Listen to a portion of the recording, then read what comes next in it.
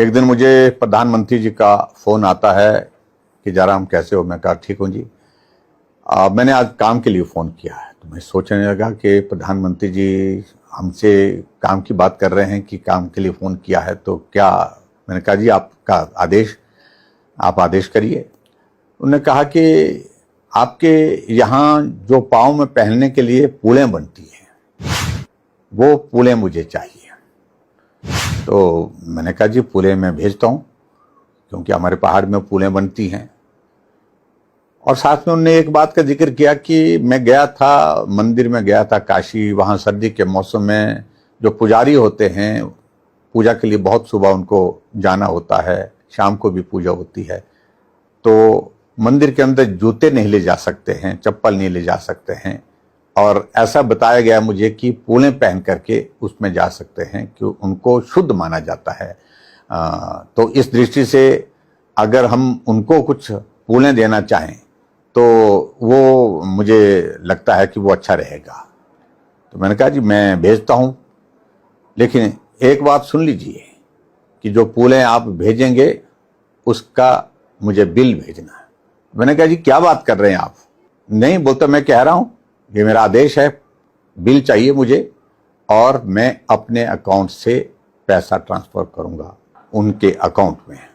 मैं प्रधानमंत्री जी के उस आग्रह को अस्वीकार नहीं कर सका और मैंने कहा कि जो आदेश है आपका हम करेंगे, निश्चित रूप से करेंगे। अब मैंने फिर सेल्फ हेल्प ग्रुप के महिलाओं के साथ संपर्क किया। 2 सेल्फ हेल्प ग्रुप जो है वो उसमें मेरे विधानसभा क्षेत्र के छतरी से उन्होंने कहा कि हमारे पास पूलें बनी हुई है। तो मैंने कहा अच्छी क्वालिटी की चाहिए। उन्होंने कहा ठीक है अब हम देंगे।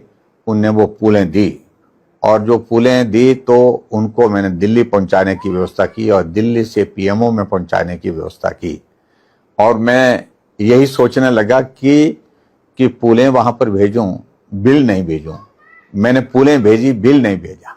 जैसे ही प्रधानमंत्री जी को मालूम पड़ा कि जो पूलें मांगी थी हिमाचल प्रदेश से जयराम ठाकुर से वो पूलें आ गई हैं, तुरंत कहा फिर फोन किया वापिस कि पूलें तो आ गई लेकिन बिल नहीं आया। मैंने कहा सर जरूरी है क्या, भेजना ही है। बोलते मैं कह रहा हूं आपको, मैं दूसरी बार नहीं कहता हूं, आपको कहा तो बिल भेजिए। मैंने बिल भेजा 2 सेल्फ हेल्प ग्रुप के लिए। जो बिल जब जहाँ से पूलें ली थी वो पूलें हमने वहाँ भेजी थी, तो वहाँ से बिल लिया उनसे और बिल उनका अकाउंट नंबर भेजो, अकाउंट नंबर भी भेजा साथ में। और कुछ दिनों के बाद मालूम पड़ा कि उनके बिल में सीधा प्रधानमंत्री नरेंद्र मोदी जी के अकाउंट से 12-12 हज़ार रुपये की पेमेंट आई है। दोनों सेल्फ हेल्प ग्रुप को अकाउंट से पेमेंट की।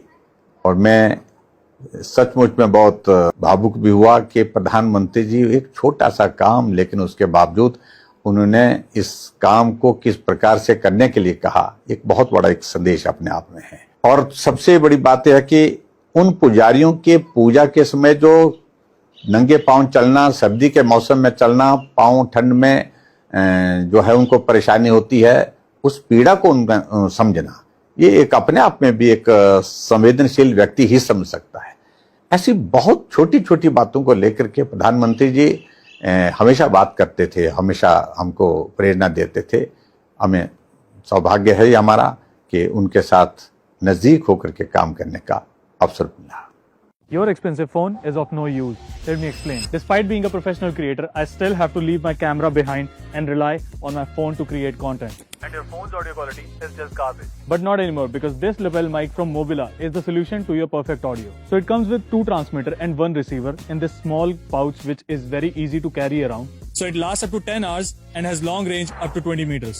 So the best thing is it's perfect AI ENC, which gives you studio-like audio quality even in busy roads like this, and will make your audio sounds more professional. Because of the 2 transmitters and their stable connection, these are perfect for those street interviews where you don't have to move your hand awkwardly to capture both side sound. So no matter what phone you have, it supports both iOS and Android. Also, it comes with a lightning connector. Also, you can record a 2-person podcast.